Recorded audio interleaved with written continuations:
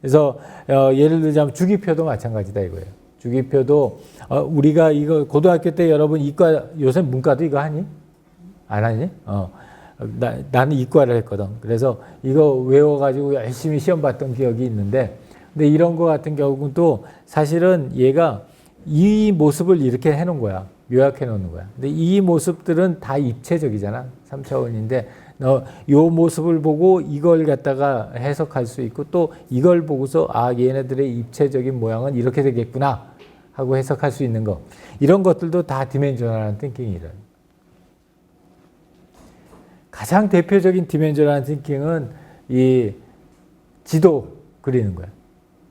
그러니까 지금 우리가 대부분 보는 지도는 이 지도인데 말이 안 되잖아, 사실 이게. 지구가 동그랗다는 건 너무 잘 알고 있는데. 그래서 그 디멘셔널 띵킹, 나는 이 비디오가 참 디멘셔널 띵킹을 확실하게 설명하더라고.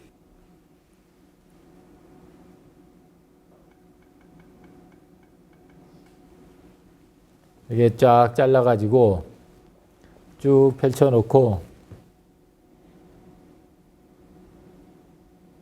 그리고 위에 이렇게 쭉 늘리고 밑에 쭉 줄이고,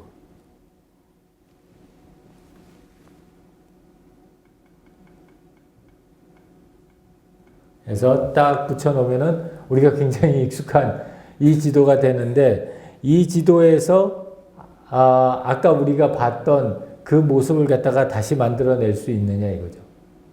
반대로 역으로 가서. 근데 이런 것들을 갖다가 할 수 있는 게 그 디멘셔널 띵킹의 중요한 요소다라는 거예요. 그래서 지도에서도 그렇고, 그 다음에 또 이 2차원에서 3차원을 느끼게 하는 가장 대표적인 그림 기법이 원근법. 그래서 여기에 지금 나와 있는 그림들은 중세 때 처음 원근법을 발견했었을 그때 사람들이 어떻게 그림을 그렸을까를 갖다가 여기에서 지금 표를 해 놓은 거예요. 이렇게 보면은 이런 장치들을 갖다가 이렇게 만들어 가지고, 또는 저기에 있는 저 장치들을 이렇게 만들어서 우리가 너무 2차원 그리는 거에 너무 익숙하니까, 그때 화가들 입장에서 얼마나 이게 엄청난 대변혁이겠어. 이게 한 번도 안 그려봤던 형식으로 그림을 그렸는데, 이게 막 살아있는 것처럼 느껴지는 거야. 근데 자기가 그릴 수는 없고, 그래서 그 사람들을 갖다가 도와줬던 게 이런 장치들인 거예요. 이렇게 세워놓고 여기다 이렇게 격자형으로 판을 갖다가 이렇게 해놓은 다음에 요 밑에 또 이 똑같이 그 사방형이 있잖아. 그래서 자기 눈의 시점이 요 각도를 갖다 따라가면서 그려지는 걸 그대로 여기에다 필사를 해놓는 거예요. 이렇게 하면 진짜 원근법대로 그려요. 원근법대로 그리긴 하는데, 이제 여기서 의미하는 건 뭐냐면, 여러분들 나름대로 지금 그렇다고 여러분들이 차원을 바꾸겠다고 이런 거 들고 다닐 거 아니잖아. 그러니까 여러분들 나름대로 요거와 비슷한 어떤 장치들을 가지고 다니는 거예요. 나는 개인적으로 뭘 하냐면, 난 내 손가락을 가지고 다니거든. 내 카메라 사진 찍는 걸 좋아하니까 이렇게 진행하다가 저걸 찍으면 어떨까? 그래서 이렇게 해보면은 그 아주 단순하면서도 그 간단하게 이 새로운 시각을 볼 수 있다. 그런 것처럼 여러분들 나름대로 이런 그 디멘전을 바꿀 수 있는 어떤 소품들 또는 도구들 또는 스킬셋들을 갖다 마련을 하면 좋다라는 거예요. 그래서 우리가 이런 디멘셔널 띵킹에 굉장히 익숙해 있다라는 거는 이런 소실점을 갖다 보고서, 이 그림을 보고서 아무도 이상하게 생각하지 않는 거. 그게 우리가 디멘셔널 띵킹에 이미 익숙해져 있다라는 거예요. 그리고 이제 그게 익숙하지 않는 그림을 익숙하게 만들려면은 뭔가 좀 장치가 필요해요. 요거는 요 밑에 보면은 요 밑에 그려져 있는 그림을 보면은 뭐가 뭔지 도저히 모르겠잖아. 근데 거기 위에다가 요 둥그런 파이프를 갖다가 이렇게 얹혀 놓으면은 거기에 반사돼서 나오는 요 그림은 여기 웬 중세 남자가 여기 있다고요. 그래서 이렇게 하는 걸 그 아나모르피스라고 그래요. 아나가 again이라고, 몰피가 형상이라는 뜻이잖아. 그래서 아나모르피 하면은 과거에 있었던 형상을 다시 만들어내는 거야. 어떤 장치를 가지고. 그러니까 여기에 워낙 있었던 형상이 요 형상인데, 요 형상을 갖다가 2차원상에서 그리느라고 이렇게 그린 거거든. 그걸 갖다가 이런 장치를 써가지고 다시 3차원상으로 보게 되면 이런 그림이 나와요. 비유적인 얘기지만. 그래서 여러분들은 이런 통들을 가지고 다니라는 거예요. 이런 통들을 가지고 다녀서 우리가 쉽게 할 수 없는 그런 디멘저널 띵킹을 갖다 한번 바꾸는 작업을 해보라는 거예요. 여기에 요 그림 있잖아. 꼭 무슨 바게트 빵처럼 생긴 이 그림이 얘예요. 근데 어떻게 이 그림이 이해가 되냐면, 예를 들어서 이 그림이 어디에 붙어 있냐면 복도 계단에, 우리 경영대학의 4층서부터 3층 내려가는 그 계단에 이렇게 붙어 있다고 생각해봐. 그래서 내가 위에서부터 밑으로 내려가면서 이 그림을 본다. 그러면은 요 그림 벽에 요 그림이 붙어 있으면 요렇게 보이는 거예요.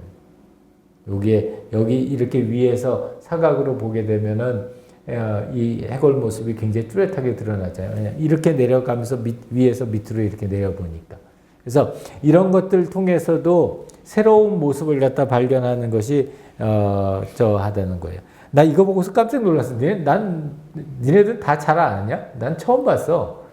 그러니까 여기 이렇게 하나은행 원래 이렇게 멀리서 보면은 이 입간판을 갖다가 세워놓은 것 같잖아. 그래서 나는 저러다가 축구 선수 갔다가 여기 박으면 어떻게 하나 되게 걱정을 했는데, 실제로 가서 보니까 바닥에 누워 있는 거야. 이렇게 바닥에 누워 있는데 TV 카메라로 멀리서 TV 카메라 각도를 갖다 딱 그 각도에 맞춰서 이렇게 놔두니까 마치 입간판이 서 있는 것처럼 보이는 거예요. 나 말고 모르는 사람도 있었구나.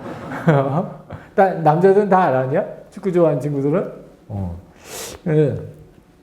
이것도 보면서 놀랐던 거고, 이런 것들도 이제 이런 디멘셔널 띵킹 할 때 실제로는 저 밑에 다 붙어 있는 거예요. 바닥에 그려져 있는 건데, 그게 각도를 갖다가 달리해서 이렇게 보면 마치 엄청 큰 나비가 날아가지고 소년 앞에 서 있는 것 같은 그렇게 보이잖아요. 이것도 디멘셔널 띵킹이라는 거고요. 그리고 우리가 몇 주 전에 했던 이 프랙탈 기억이 날 거예요. 똑같은 모습으로 무한 반복을 했었을 때 나오는 그 영상들, 그 그림들, 이런 것들도 다 이 디멘셔널 띵킹의 축으로도 볼 수 있다는 거예요. 종이접기, 대표적인 디멘셔널 띵킹. 이 오리가미 하는 일본 애들들 하는 이 종이접기, 우리나라에도 책으로도 많이 나왔는데, 가만히 생각해 보면은 그 2디멘전의 색종이를 가지고 3디멘전의 어떤 아이템들을 만들어내는 거예요. 이건 코끼리 만들었잖아요. 근데 이런 것처럼 종이접기 같은 방식을 통해서 2디멘전을 3디멘전으로 만들어내는 거. 그래서 나 같은 사람을 뭐라고 그러냐면 형태맹인가 그래. 폼 블라인드. 나 같은 사람, 혹시 여러분도 그럴런지 모르겠는데, 그게 뭐냐면 종이접기 그거 있잖아. 나는 아무리 따라 하려고 해도 안 돼. 혹시 여러분들이 잘 돼요? 종이접기? 우리 애는 무지하게 잘해.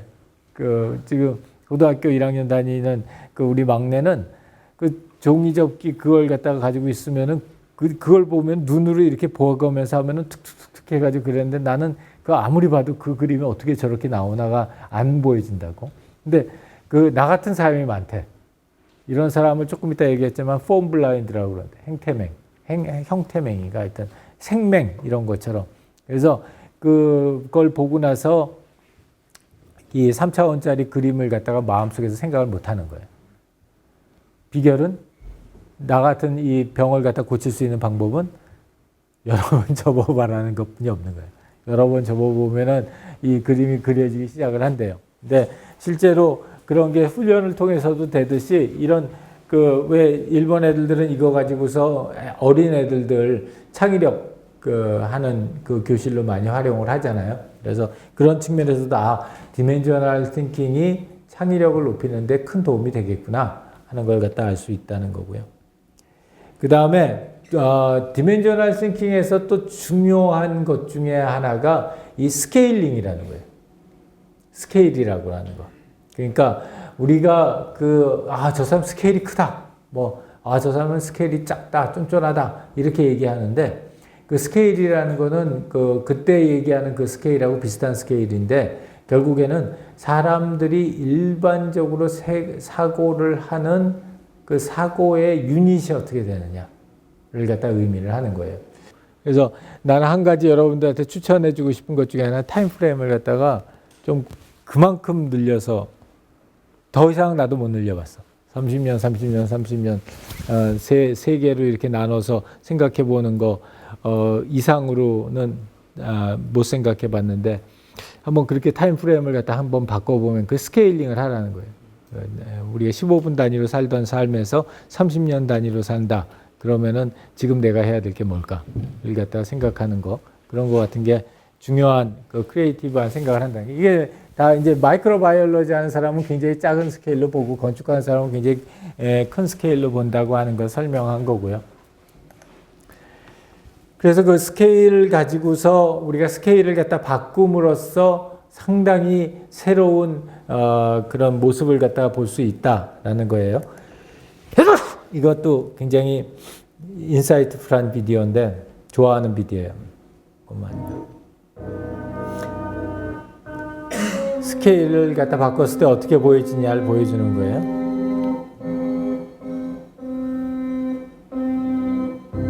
진짜 이미지고 이거 찍는데 굉장히 여러 개가 동원이 돼서 인공위성이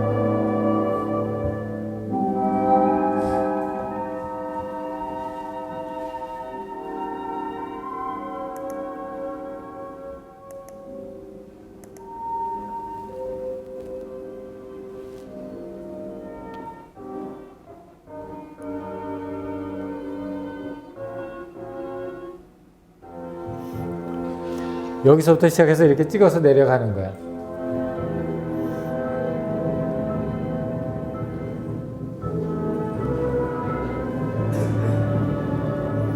좀 패스트 포워드를 하면은 계속 이렇게 찍어 내려가면은 아까 반짝하는 거 하나 있었죠? 이게 모아비 사막이에요. 그래서 쭉쭉쭉쭉쭉 내려가서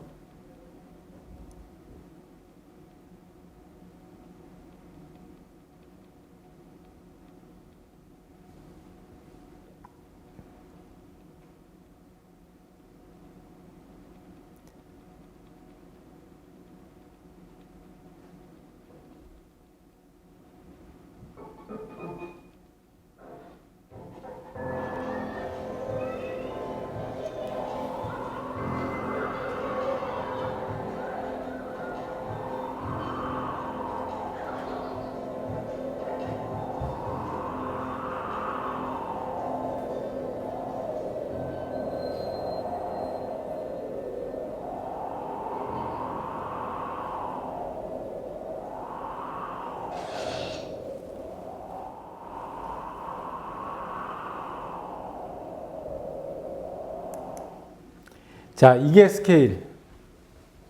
이 정도의 축적이 변화. 차원은 똑같은데, 디멘전은 똑같은데, 그 디멘전을 보는 기본적인 유닛을 갖다가 뭘로 볼 거냐 하는데 그 유닛을 바꿔줌으로 해가지고 이렇게 다른 모습을 갖다 볼 수 있다는 거예요. 이것도 역시 마찬가지로 여러분들이 어떤 현상을 볼 때 예를 들어서 컴패니언 디바이스다. 그러면 컴패니언 디바이스를 갖다 멀리서 떨어져서 보는 거하고 무지무지하게 다가가지고 컴패니언 디바이스의 어떤 특정치, 특정 부분을 보는 거하고 그게 이렇게 달라질 수 있다는 거고 그런 스케일을 바꾸는 작업을 통해서 또 이런 창의적인 생각을 갖다 할 수 있다라는 거예요. 그 스케일을 갖다 바꾸게 되면은 전혀 다른 입장에서 더 다른 모습을 볼 수 있다는 거예요. 이 개미의 입장에서 보면 물방울이 이렇게 엄청나게 큰 무슨 접착제 같아 보이지만 애 입장에서 보게 되면 물방울 전혀 보이지도 않는다 이거죠. 시간의 상대성에 대한 것도 마찬가지. 국방부 시계는 우리 돌아가기는 돌아가는데 어떤 사람 입장에 남의 집 아들 군대 간 거는 무지하게 빨리 돌아가고 자기 아들 군대 간 거는 엄청 늦게 간대요. 그러니까 뭐 그것도 국방부식의 얘기도 상대적이라는 얘기고, 그 다음에 그 왼쪽에 있는 거는 저거 있잖아요. 여러분 그 김수현 나오는 별그대, 별에서 온 그대 하고, 이거 오른쪽에 있는 거는 오히려 느리게, 그러니까 왼쪽은 빠르게 오른쪽은 느리게 이렇게 해봄으로써 못 보던 것들을 볼 수 있다라는 거고요.